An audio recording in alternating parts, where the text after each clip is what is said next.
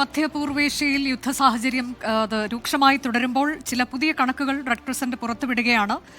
Israel America സംയുക്ത ആക്രമണം, ഇറാനെതിരെ നടത്തിയ സംയുക്ത ആക്രമണത്തിന്റെ കൂടുതൽ വിശദാംശങ്ങളാണ്.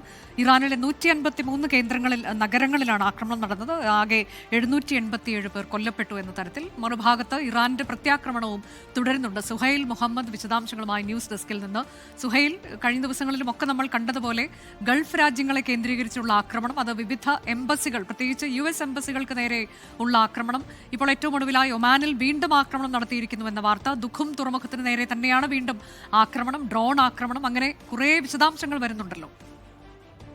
തീർച്ചയായും ഇറാനും ഇസ്രായേലും ഇപ്പോൾ നേർക്കുനേറുള്ള യുദ്ധത്തിലേക്ക് കാര്യങ്ങൾ നീങ്ങുന്നു. നേരത്തെ മധ്യപൂർവേഷ്യയിലൊക്കെ ഇറാൻ വലിയ രീതിയിൽ ആക്രമണം നടത്തിയിട്ടുണ്ടെങ്കിലും, അല്ലെങ്കിൽ പ്രത്യാക്രമണ നിലയ്ക്ക് ആക്രമണം നടത്തിയിട്ടുണ്ടെങ്കിലും, ഇപ്പോൾ അതേ രീതിയിൽ തന്നെ ഇസ്രായേലിലും കനത്ത പ്രഹരമേൽപ്പിക്കുന്നെന്ന് വേണം ഏറ്റവും ഒടുക്കം വരെ ലഭിക്കുമ്പോൾ. ഖദറും ഇമാദും ഖൈബറും ഇതൊക്കെ ഈ പറയുന്ന ഇറാന്റെ ഏറ്റവും ശക്തിയുള്ള ബാലിസ്റ്റിക് മിസൈലുകളാണ്, ലോങ് റേഞ്ച് മിസൈലുകളാണ്.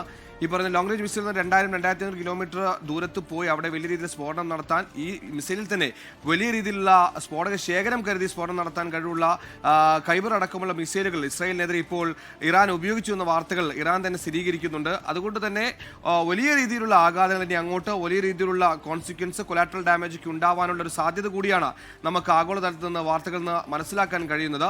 ഇറാനും ഇസ്രായേലും നേർക്കുനേർ യുദ്ധം നടത്തുന്നു എന്ന സമയത്ത് തന്നെ ഇറാൻ അതേ വേഗതയിൽ തന്നെ മിഡിൽ ഈസ്റ്റ് രാജ്യങ്ങളിലും ആക്രമണം നടത്തുന്നുണ്ട്. അതിന് പ്രധാനപ്പെട്ട കാരണം ഇറാൻ ഇന്നലെ തന്നെ സുനിശ്ചിതമായി വ്യക്തമായി പറഞ്ഞൊരു കാര്യം, അമേരിക്കയ്ക്ക് താവളം ഒരുക്കുന്ന ഇടങ്ങളെ അത് അമേരിക്കയുടെ മണ്ണായി തന്നെ കരുതി ആക്രമണം നടത്തുമെന്ന് പറയുമ്പോൾ കൃത്യമായ അമേരിക്കൻ ബേസുകളെ ഇല്ലാതാക്കാനുള്ള ലക്ഷ്യം ഇറാനുണ്ട്. അതിലേക്കാണ് ഇറാൻ ഇപ്പോൾ കടക്കുന്നത്. അതിന് പ്രധാനപ്പെട്ട കാരണം ഇന്നലെ ട്രംപ് പറഞ്ഞു വെച്ചതുപോലെ 4 ആഴ്ചകൾ കൊണ്ട് യുദ്ധം തീർന്നില്ലെങ്കിൽ യുദ്ധം ഞങ്ങൾ ഇനിയും തുടരും. ആത്യന്തികമായ ലക്ഷ്യം ഭരണകൂടത്തെ മാറ്റലാണ്, റെജിം ചേഞ്ച് ആണ്. റെജിം ചേഞ്ചിന് കരയുദ്ധം അനിവാര്യമാണ്. ലോക ചരിത്രത്തിൽ എവിടെയും വ്യോമാക്രമണം കൊണ്ട് ഒരു നാട്ടിലെ ഭരണാധികാരികളെ മാറ്റിയതോ റെജിം മാറ്റിയതോ ആയ വാർത്തകളോ ചരിത്രമോ ഉണ്ടായിട്ടില്ല. അതുകൊണ്ട് കരയാക്രമണം ഇല്ലാതെ അമേരിക്ക ഉദ്ദേശിക്കുന്ന ലക്ഷ്യത്തിലേക്ക് എത്തില്ല. അങ്ങനെ കരയാക്രമണത്തിന് അമേരിക്ക മുതിർന്നാൽ ദിക്ക് ദൂരെ കിടക്കുന്ന അമേരിക്കക്ക് നേരിട്ടൊരു കരയാക്രമണം ഇറാനിലേക്ക് നടത്താൻ സാധിക്കില്ല.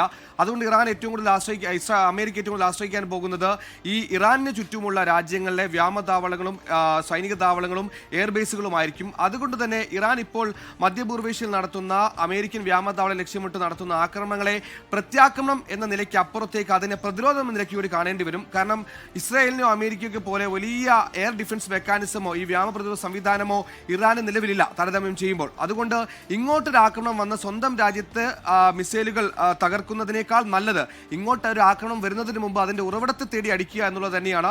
ആ ഒരു ആക്ഷനിലേക്കാണ്, ഓപ്പറേഷനിലേക്കാണ് ഇറാൻ നീങ്ങുന്നത്. അതുകൊണ്ട് ഇറാൻ ഇപ്പോൾ മിഡിൽ ഈസ്റ്റുകൾ നടത്തുന്ന ആക്രമണത്തെ നമുക്ക് പ്രത്യാക്രമണം എന്നതിനപ്പുറത്തേക്ക് പ്രതിരോധം എന്ന കണക്ക് വേണം കണക്കാക്കാൻ. കാരണം കരയുദ്ധത്തിലേക്ക് നീങ്ങിയാൽ ഏറ്റവും വേഗത്തിൽ ആക്രമണം ഉണ്ടാകാൻ, ഇറാൻ നേരെ മിസൈൽ പേമാരി ചൊരിയാൻ സാധ്യതയുള്ളത് മധ്യപൂർവേഷ്യകളിലെ അമേരിക്കൻ ക്യാമ്പുകളിലാണ്. ഈ പറയുന്ന GCC രാജ്യങ്ങൾ മാത്രമല്ല, ഒപ്പം ജോർദാനിലുണ്ട്, സൈപ്രസിലുണ്ട്, ഇറാഖിലുണ്ട്. ഇവിടെയൊക്കെ ഈ പറഞ്ഞതുപോലെ വ്യോമത്താവളങ്ങളുണ്ട്. അതിൽ തന്നെ ഏറ്റവും എടുത്തു പറയേണ്ട സൈപ്രസ് ആണ്.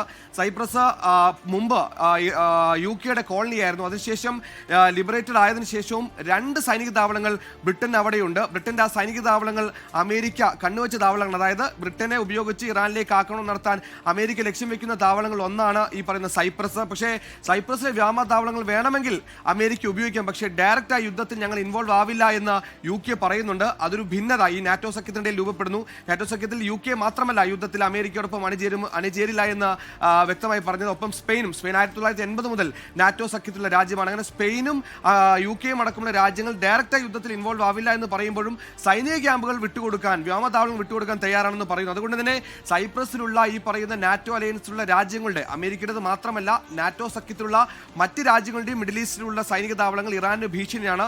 ഇതുകൂടി മുന്നിൽ കണ്ടുകൊണ്ടാണ് ഇപ്പോൾ ആക്രമണം നടത്തുന്നത്. ഇതിന്റെ ഭാഗമായി തന്നെയാണ് അൽമനാഹിലെ UAE ഓസ്ട്രേലിയൻ സൈനിക താവളത്തിലും നേരത്തെ ഇറാൻ ഒരു ആക്രമണം നടത്തിയിരിക്കുന്നത്. അതാണ് നിലവിൽ മിഡിൽ ഈസ്റ്റിൽ ഇറാൻ നടത്തുന്ന ആക്രമണം. അതിനു പുറമെ അമേരിക്കയെ വിറപ്പിക്കുക എന്ന ലക്ഷ്യത്തോടു കൂടി തന്നെയാണ് സൗദിയിലെ ഈ പറയുന്ന അമേരിക്കൻ എംബസി എന്ന് പറയുമ്പോൾ നമുക്ക് അറിയുന്ന പോലെ തന്നെ അത് അവിടെയുള്ള എക്സ്റ്റൻഡഡ് ടെറിട്ടറിയായി തന്നെ വേണം കണക്കാക്കാൻ. ഓരോ രാജ്യത്തെയും അമേരിക്കൻ എംബസികൾ അല്ലെങ്കിൽ അതാത് രാജ്യത്തിന്റെ എംബസികൾ എന്ന് പറയുന്നത് ആ രാജ്യത്തിന്റെ എക്സ്റ്റൻഡഡ് ടെറിട്ടറിയാണ്. ആ രാജ്യത്തിന്റെ മണ്ണായി തന്നെ വിശേഷിപ്പിക്കുന്ന ഇടത്തേക്ക് ഒരു ആക്രമണം നടത്തുമ്പോൾ സൗദിയെ പോലെ തന്നെ അത് അമേരിക്കയും ആശങ്കയിലായിട്ടുണ്ട്. കാരണം അത്ര സുരക്ഷാ സന്നാഹങ്ങളുള്ള അമേരിക്കയുടെ highly equipped defence mechanic system ഒക്കെ ഉള്ള ഇടത്താണ് ഇത്തരത്തിൽ ഡ്രോണുകൾ ഉപയോഗിച്ചൊക്കെ ആക്രമണം നടത്തുന്നത്. ഡ്രോൺ കമ്പാരിറ്റീവ്ലി ലോ കോസ്റ്റ് ഉപകരണം മാത്രമാണ്. ഈ പറയുന്ന സമയത്തും നമ്മളിപ്പോൾ സംസാരിക്കുന്ന സമയത്തും ഇറാൻ ഡ്രോണുകൾ ഉത്പാദിപ്പിക്കുന്നുണ്ട് റിപ്പോർട്ടുകൾ വരുന്നുണ്ട്. ഇറാനെ സംബന്ധിച്ചും ഡ്രോണുകൾ വളരെ വേഗത്തിൽ സ്വന്തമായി തന്നെ അവർക്ക് ടെക്നോളജി ഉണ്ട്, വളരെ വേഗത്തിൽ നിർമ്മിക്കാനാകും. അതായത് ഇപ്പോൾ ഇറാൻ ഉപയോഗിക്കുന്നത് താരതമ്യേന ചിലവ് കുറഞ്ഞ യുദ്ധമുറയാണ്. പക്ഷേ ഇനിയും കനത്ത് കഴിഞ്ഞാൽ ഇറാൻ ഇതുവരെ കരുതൽ ശേഖരത്തിലുള്ള ഇറാന്റെ കൈബർ അടക്കമുള്ള വലിയ ലോങ് റേഞ്ച് ബാലിസ്റ്റിക് മിസൈലുകളൊക്കെ കൈവശമുണ്ട്. അതൊക്കെ ഉപയോഗിക്കുന്ന ഘട്ടത്തിൽ കാര്യങ്ങൾ നീങ്ങിയാൽ ആഗോളതലത്തിൽ വലിയ സങ്കീർണതകൾ ഉണ്ടാക്കുമെന്ന കാര്യത്തിൽ സംശയമില്ല അനുജ. ലോകത്തെവിടെയായാലും ഏത് സമയത്തും 24 വാർത്തകളും ഓഗ്മെന്റഡ് റിയാലിറ്റി പാക്കേജുകളും എക്സ്പ്ലെയിനറുകളും വിശദമായി കാണാൻ ഞങ്ങളുടെ യൂട്യൂബ് ചാനൽ നിങ്ങൾക്ക് സബ്സ്ക്രൈബ് ചെയ്യാം.